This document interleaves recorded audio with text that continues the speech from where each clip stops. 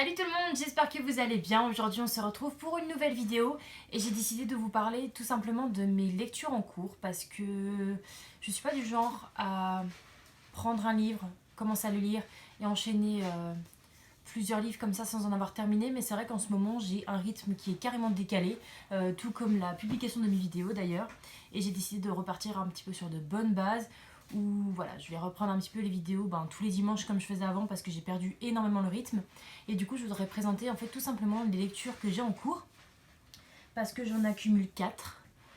Et il y en a, c'est pas des petits livres. Et en fin de compte, je voudrais tout simplement vous en parler. Comme ça, si jamais vous les avez lus, vous pouvez peut-être me motiver à continuer ces livres parce que c'est de plus en plus long pour moi d'accumuler certains livres. Donc je vous les montre tout de suite. Du coup, je vais commencer par les livres les plus anciens que j'ai dans mes lectures en cours en fait. Et le premier, il s'agit d'un livre de Mary Jane Clark, Vous ne devinerez jamais. Et il n'est pas vraiment long. Il fait 276 pages et j'en suis à la page 129 et je n'ai jamais réussi à le terminer jusqu'à maintenant. Euh, pour la simple et bonne raison que l'intrigue qui m'a fait acheter le livre, je ne la retrouve pas encore dedans. Et du coup, ça me dérange énormément, bien évidemment. Euh, pour vous donner un petit topo sur ce bouquin, c'est deux enfants, deux, trois enfants, je crois, qui vont dans un parc d'attractions quand il est fermé. Et en fin de compte, ils font un tour de manège et il y en a un qui disparaît. Donc voilà, on ne sait pas si... Ils n'ont jamais retrouvé l'enfant en fait, donc on ne sait pas s'il a volé du manège et qu'il est mort, on ne sait pas ce qui s'est passé avec cet enfant. Il y a une enquête qui a été faite dessus et c'est vrai que il a été classé comme porté disparu et voilà. Et là du coup on retrouve ce livre, on est 30 ans plus tard, et la personne qui va retomber dans cette enquête est la fille de quelqu'un qui était proche du coup de cet enfant qui a disparu. Mais c'est vrai que je retrouve pas le côté que j'aimais dans les thrillers. En fait, il y a rien qui me tente dans ce roman. J'essaye plusieurs fois de reprendre le rythme de ce livre, de lire une dizaine de pages par-ci, une dizaine de pages par-là, mais malheureusement, il n'y a rien qui va. Pour l'instant, j'ai sur 129 pages déjà, je crois que j'en ai lu à peine une trentaine vraiment sur l'intrigue, et au bout d'un moment je pense que ça va me saouler et je vais carrément l'abandonner et le mettre dans une boîte à livres parce que du coup j'arrive pas à le terminer et c'est dommage parce que l'intrigue était assez cool, donc voilà.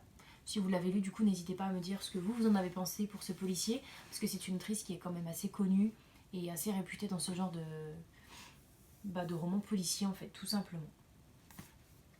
Ensuite, l'un des plus anciens, ah oui, celui-là, je suis dessus depuis juin 2018. 2019, pardon. Juin 2019 non plus, ouais. C'est pas... C'est pas très fameux, quoi. Celui-ci, voilà. Phobos 3. Je suis dessus depuis septembre 2019. Et en fin de compte, je suis tombée dans une grosse panne de lecture à cause de ce roman. Parce qu'il se passe quelque chose au milieu de ce livre. Au milieu, bon, je suis à la page 361 et dedans il y en a 614. Et alors je n'aime pas du tout cet tome 3 pour l'instant parce que je trouve que on met trop un personnage à l'écart alors qu'il y a de quoi le mettre en avant pour ce qui s'est passé à la fin du tome 2. Et en fin de compte, je trouve que la mentalité des personnages dedans m'exaspère et je les trouve pas cohérents par rapport à la situation dans laquelle ils sont. Je vous rappelle que Phobos, c'est quand même 12 participants qui vont dans l'espace, un genre de speed dating qui se passe dans l'espace, et en fin de compte ils doivent ramener un petit peu la vie là où il n'y en a pas eu depuis des années, voire peut-être jamais, on ne sait pas trop. Et voilà, là j'en suis à la fin, presque trois quarts du tome 3, j'arrive pas à me remettre dedans. J'ai essayé mais ça passe pas du tout. Et voilà, alors que c'était une saga sur les deux premiers tomes qui ont été un coup de cœur. Mais j'arrive pas du tout à raccrocher avec ce tome 3, donc envoyez-moi des ondes positives parce que j'ai besoin de le terminer, parce que j'ai lu quand même une bonne partie et ça m'ennuierait vraiment de l'abandonner. Voilà. Ensuite, alors, j'ai commencé à lire Amélia de Kimberly McCreight aux éditions Livre de Poche et voilà. En fait, ce roman, il est quand même assez gros. Il fait 565 pages et en fin de compte quand j'ai commencé à lire, l'histoire ça va, je pensais pas que, parce que là-dedans en fait on va suivre une fille qui est tombé du toit de son école ou qui s'est suicidé, on ne sait pas trop, et en fin de compte sa mère ne croit pas du tout au suicide et elle va mener elle-même son enquête. Et c'est vrai que bah, là j'en suis à la page 66 et la personne a déjà chuté en fin de compte. Et voilà, donc on va suivre un petit peu, alors je crois que la fille elle s'appelle Kate, voilà, on va suivre le point de vue de Kate avant ce qui se passe, le point de vue de sa maman, le point de vue de sa meilleure amie également à Kate. Et voilà, donc le début c'est vrai que ça a l'air super sympa, mais je sais pas pourquoi j'ai décroché sur ce roman, sûrement parce qu'il était gros et que j'avais besoin d'une lecture légère sur une certaine période. Et voilà, mais après je pense que je vais le recontinuer quand même parce qu'il a l'air pas mal, voilà. Puis bon, ça reste un petit thriller, donc forcément moi j'aime bien, enfin un thriller. Oui, c'est un thriller ça, donc voilà, j'aime bien.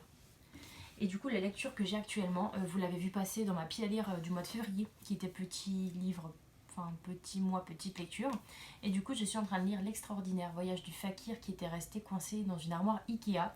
Et pour l'instant, bah, j'aime beaucoup la tournure que ça prend. J'en suis à la page 108 sur 300 et quelques. Et c'est vrai que j'aime beaucoup.